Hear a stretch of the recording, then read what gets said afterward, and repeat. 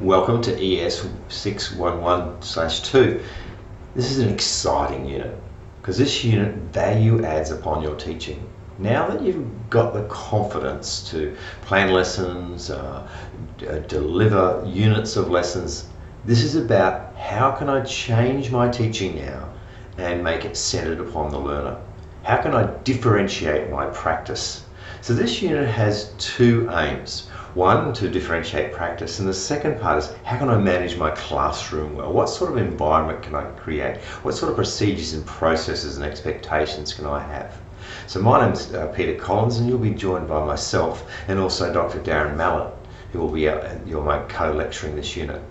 My role is to look at this differentiation towards a case study assessment.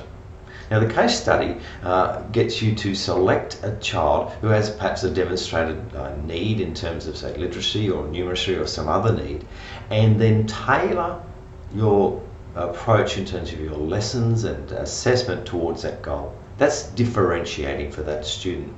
There's many phases to differentiation. The first one is to actually gather the data. So this unit starts with gathering data. And what is data? What is assessment? What types of things, qualitative and quantitative? And then we plan, or next step teaching sometimes it's called, we plan for the lessons. We implement and then we evaluate. It's a whole teaching cycle.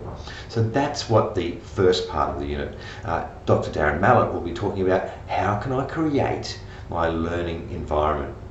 How can I set up expectations, rules and procedures? What is the role of the teacher? What is the role of the student?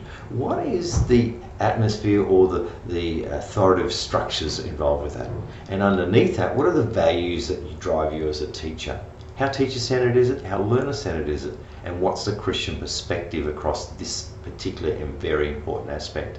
That'll be developed towards your second assessment task, and which is you have to make a plan of a behaviour or classroom management plan, and you implement it on PEP if possible, and you then reflect how did that go. So that's the second piece of assessment. Your third piece of assessment is your PEP folio, which you're familiar with. We have lesson plans, static plans, and also reflective pieces in that. So to summarise, welcome to a unit which will add value to your teaching in terms of differentiation and creating a positive learning environment.